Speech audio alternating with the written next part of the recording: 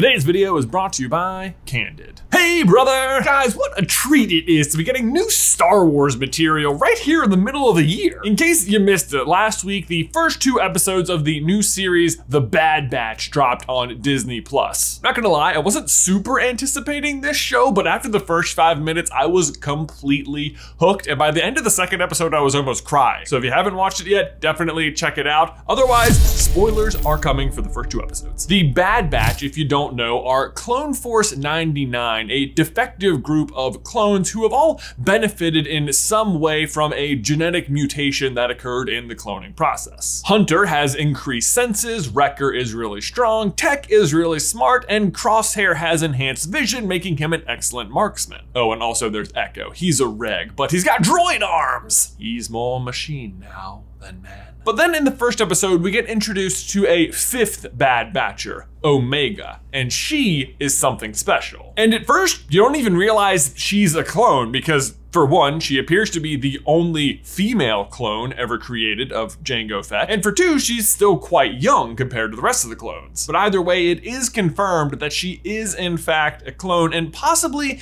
the most unique of them all, possessing abilities of all the other Bad Batchers. If not possibly a connection to the Force, but that remains to be seen. At the very least, she also appears to be a good marksman and has some level of enhanced empathy. But as cool as that all is, and as excited as I am to start seeing Omega in action, I think it's all a grand misdirect, because the story we're actually watching is the story of Rey's mother.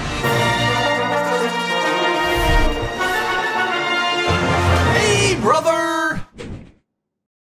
Guys, before we dive on in, we need to give a huge thank you to today's sponsor, CANDID. Are you unhappy with your smile? Because you do not have to be. Thanks to CANDID, thousands of people have used their comfortable clear aligner to straighten their teeth and now love their smile. Like Cameron S. from Nashville, Tennessee, who says, "Once I started CANDID, my life changed completely. I started going to the gym more, I started eating better, I even have better dental hygiene. My goal for my wedding was perfect teeth, and CANDID got me there." And when you work with CANDID, you work with a licensed orthodontist who is an expert in tooth movement. And that same person will work with you through the entire process. The average CANDID treatment only takes 6 months, but honestly, you're gonna start seeing results way before then, and it costs thousands less than traditional braces. So become your best you and start straightening your teeth today. Right now, our viewers can save $75 on CANDID Starter Kit by going to candidco.com/SCB and using promo code SCB. Again, that is candidco.com/SCB, promo code SCB. Our viewers can get $75 off CANDID Starter Kit. One more time, candidco.com/SCB, code SCB. Link is in the description down below. Wow, you guys, I can't believe we are here yet again. I thought after episode 9, the Rey's parents theories would just disappear, but alas, I was wrong. We're back! It makes me feel nostalgic. But like, oh my gosh, all of the pieces line up so well. I was literally shaking with excitement writing this script. But okay, let's start with what we already know about Rey's parentage. In The Last Jedi, Kylo Ren oh so helpfully fills us in that they are absolute nobodies, junk traders. They're filthy junk traders. Yeah, I just said that. But then in The Rise of Skywalker, we learn that that's really only true from a certain point of view. Yes, they were junk traders and nobodies, but that was by choice because her father, it turns out, was actually secretly the son of Emperor Palpatine. Unlike Big Palps himself though, his son, Rey's father, is not force sensitive at all. You think he called himself Big Palps?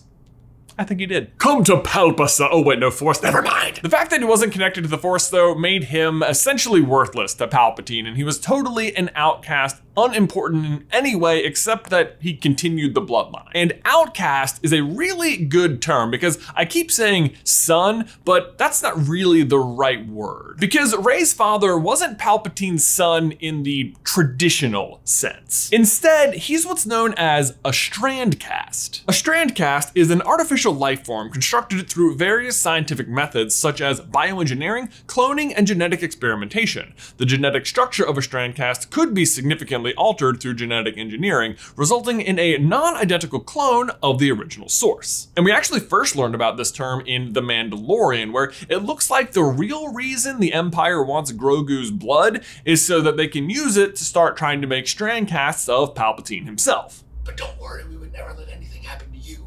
And honestly, we don't know how successful they end up being with Grogu's blood, but we do know they are eventually successful in some way, because the greatest example of a strandcast is actually Supreme Leader Snoke. He represents a successful strandcast clone of Palpatine because he can use the Force. Rey's father, on the other hand, unsuccessful. Can't use the Force. And that's all we really know about Rey's father, other than that eventually he meets a woman and together they have Rey, who appears to be the actual benefactor of the strandcast experiment and is endowed with immense Force powers, the likes of which nobody has ever seen before. Which, yes, if you're keeping track, does mean that it's possible part of Rey's powers came from Grogu's blood, which is awesome. Full video by clicking the card. And if you're also keeping up with the premise of this video, it also means that Rey's powers might not have only come from her father, but also her super strandcast clone mother, Omega. All right, here we go. First, let's just cover the basic things.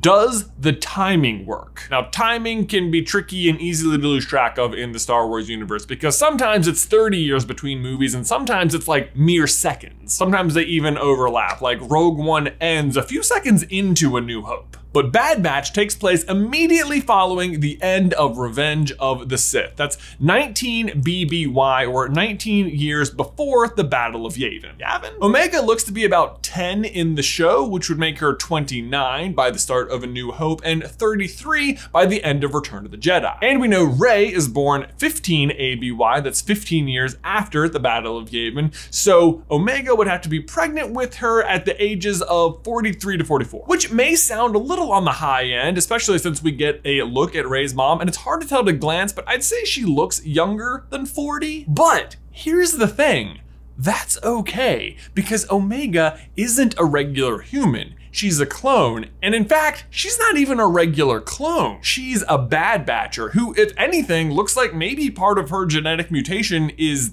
aging slower. Then, of course, there is her immediate attraction to the Bad Batch themselves. She is drawn to them at once, like the moment they arrive, and immediately identifies as one of them, as another defective clone. And I dare say that is exactly how Rey's father would identify himself. As an outcast clone, it is a very natural thing the two could bond over. In fact, I dare say the fact that neither of them has actual parents or lineage of any kind reinforces the idea that they are nobodies, as stated by Kylo Ren. You come from nothing.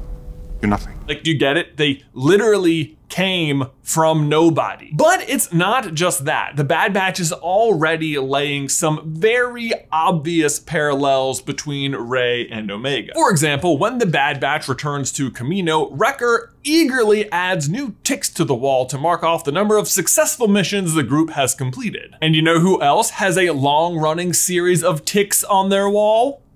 Rey. And yes, I know, just like leaving ticks on a wall is a very tropey thing to do in TV shows and movies, and maybe all they're trying to do is reinforce how successful the Bad Batch is as a unit. But remember, later in the same episode, Omega sneaks into their room to poke around because she looks up to and idolizes these guys so much. And besides that, the crew leaves the barracks and abandons Kamino altogether by the end of the episode. So why show us the ticks at all? Like, it honestly would not surprise me if Wrecker starts a new series of ticks wherever they go and Omega totally picks up the habit. Another thing Omega finds in the Bad Batch's room while she's poking around is a crudely made doll that belongs to Wrecker. And maybe this is just a joke that the big strong guy has a stuffed animal in his room, but do you know who else has a crudely made doll in their house?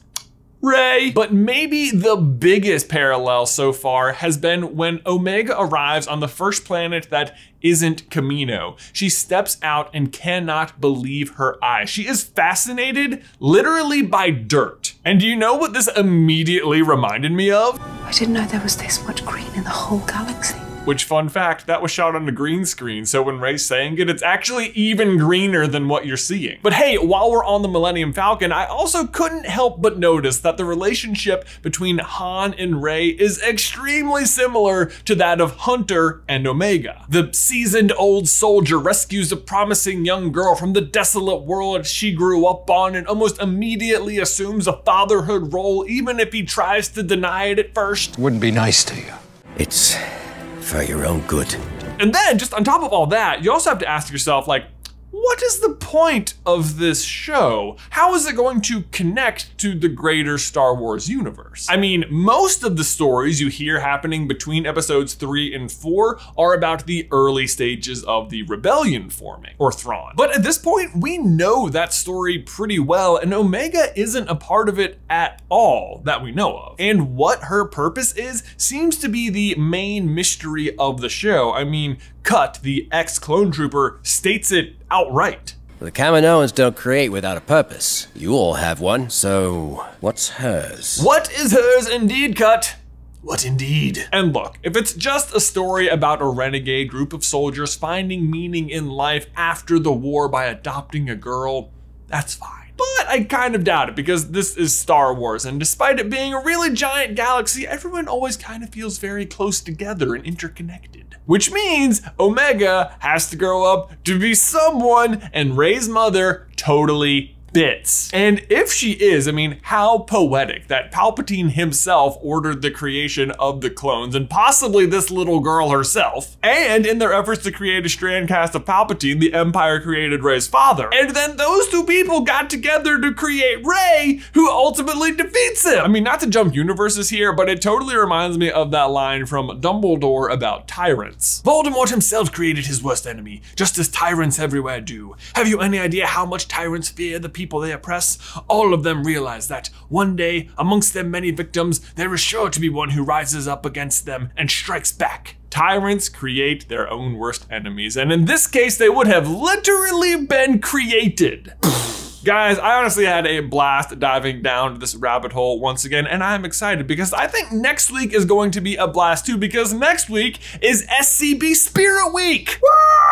If you haven't participated in Spirit Week before, it is super easy. Basically, we just invite everyone who is a member of the SuperCarlinBrothers community to post a photo each day celebrating a different fandom we cover here on the channel with hashtag SCB Spirit Week. And each day will have a specific theme, starting with Pokemon Monday, Harry Potter Tuesday, Marvel-less Wednesday, Disney and Pixar Thursday, Formal Friday, that's where you dress up real fancy just for fun, Star Wars Saturday, and SCB Sunday. And you can get as creative or uncreative as you want with it. You could have a costume or a themed outfit, or show off a collection you have, or make food, or just whatever you want to do. Anything at all that says, I like this thing. Ben and I will both be participating as well, and we'll be reposting as many of you as we can on our Instagram stories, so make sure you are using the hashtag. We're also gonna have daily prizes over on Instagram as well, and we'll be capping off the end of the work week with a live trivia stream on Friday, May 22nd. I am so excited. It's gonna be so much fun. But Ben, my question for you and everyone else is, first of all, what do you think of the Bad Batch so far? And two, do you think Omega could be Rey's mom? Let me know in the towel section down below. Thanks so much, as always, for watching today's video. Don't forget to leave a like on it if you haven't already, and subscribe so you don't miss any future Star Wars action from us. If you want to see how Rey and Grogu might be connected, you can check out this video right here. But Ben, until next time, I will see you in another life, brother.